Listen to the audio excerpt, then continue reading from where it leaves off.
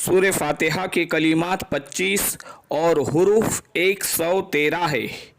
نبی اکرم صلی اللہ علیہ وسلم نے فرمایا کہ سورہ فاتحہ عرش کے نیچے والے خزانے سے اتاری گئی ہے۔ سورہ فاتحہ نبوت محمدی صلی اللہ علیہ وآلہ وبارک وسلم کے بالکل ابتدائے زمانے کی صورت ہے۔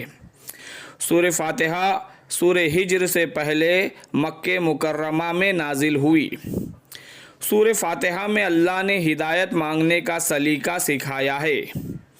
اللہ تعالیٰ سے کوئی چیز کیسے مانگی جائے، کیا چیز مانگی جائے، وہ اللہ تعالیٰ نے سورہ فاتحہ میں سکھایا ہے۔ سورہ فاتحہ مکی صورت ہے اور اس کے بعد 4 بڑی صورتیں مدنی ہے۔ سورہ فاتحہ سب سے پہلی مکمل صورت ہے۔ اس سے پہلے 4 وحی نازل ہو چکی تھی، لیکن کچھ ابتدائی آیات۔ سب سے پہلی وحی سورہ علق کی ابتدائی 5 آیات، پھر سورہ قلم، پھر سورہ مزمل، پھر سورہ مدثر کی آیات۔ اللہ تعالیٰ نے آپ صلی اللہ علیہ وآلہ وبارک وسلم سے فرمایا کہ ہم نے آپ کو 7 مثانی سے نوازا ہے۔ سورہ فاتحہ ایک بندے کے لیے اپنے باری تعالیٰ کی طرف سے سب سے بڑی نعمت کی دعا ہے۔ جب بندہ نماز میں سورہ فاتحہ پڑھتا ہے تو اصل میں ایک سلیم الفطرت ہدایت یافتہ مسلمان اجتماعی معاملات کی ہدایت کی دعا کرتا ہے۔ آپ صلی اللہ علیہ وآلہ وبارک وسلم فرماتے ہیں کہ اللہ تعالیٰ کا فرمان ہے کہ میں نے نماز کو اپنے اور اپنے بندے کے درمیان نصف نصف کر دیا ہے، یعنی کہ آدھا آدھا کر دیا ہے، اور میرا بندہ مجھ سے مانگتا ہے میں اسے دیتا ہوں۔ جب بندہ کہتا ہے الحمدللہ رب العالمین تو اللہ فرماتا ہے حمدنی عبدی، میرے بندے نے میری حمد کی۔ پھر بندہ کہتا ہے الرحمن الرحیم تو اللہ فرماتا ہے اثنا علی عبدی، میرے بندے نے میری ثنا بیان کی۔ پھر بندہ کہتا ہے مالک یوم الدین تو اللہ فرماتا ہے مجدنی عبدی، میرے بندے نے میری بزرگی بیان کی۔ بعض روایتوں میں ہے کہ اس کے جواب میں اللہ فرماتا ہے کہ میرے بندے نے خود کو میرے سپرد کر دیا۔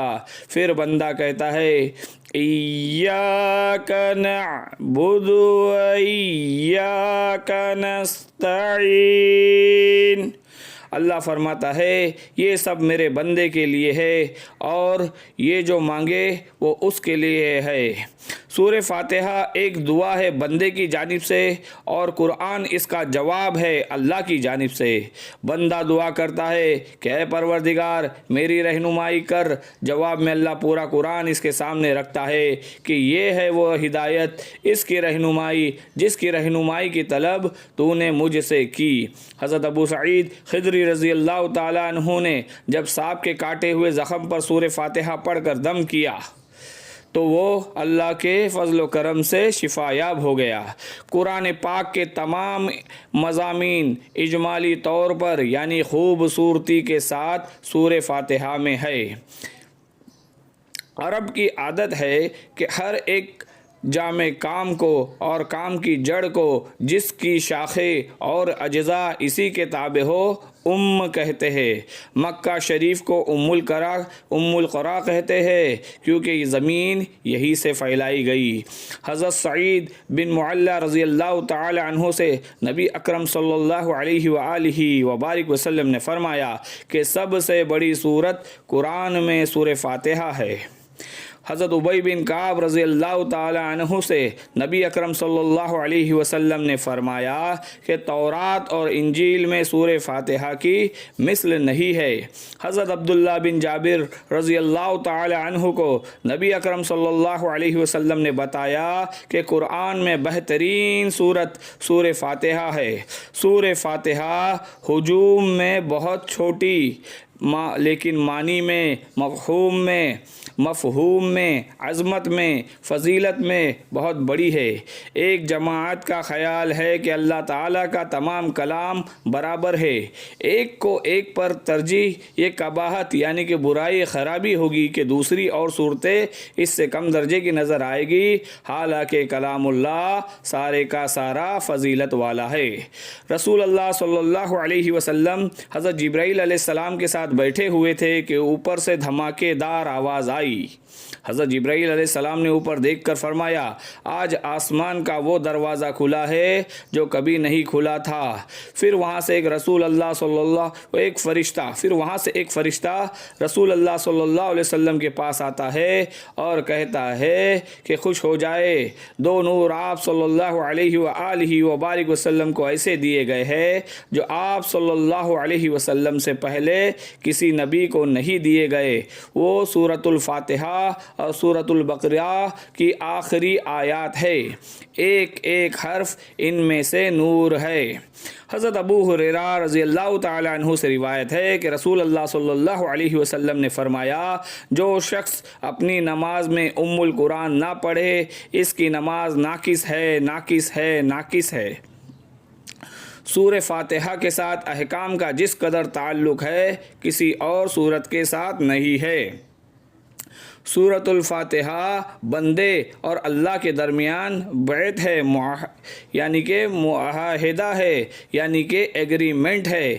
حضرت صلی اللہ علیہ وسلم نے فرمایا کہ سورہ فاتحہ ہر بیماری کی شفا ہے۔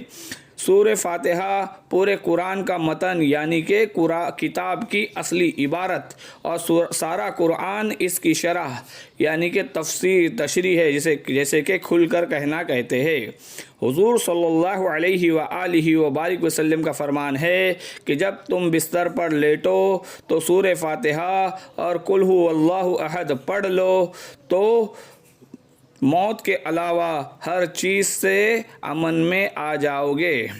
سورہ فاتحہ کے مختلف نام ہیں، جیسے کہ شروع کرنے والی، ام القرآن، ام الکتاب، سورہ شفا، سورہ حمد، سورہ صلاۃ، سورہ رقیہ، اساس القرآن، کافیہ، واقعہ، سورۃ الکنز، سبع مثانی، فاتحہ، افتتاحی سورت، اسم علم، القرآن العظیم، سورہ شکر، سورہ مناجات، افضل القرآن، ثلث قرآن، نماز جاہز و لازم۔ عربوں کا یہ مزاج تھا کہ جس چیز سے ان کو خصوصی محبت ہوتی تھی اس کے وہ بہت سے نام رکھتے تھے۔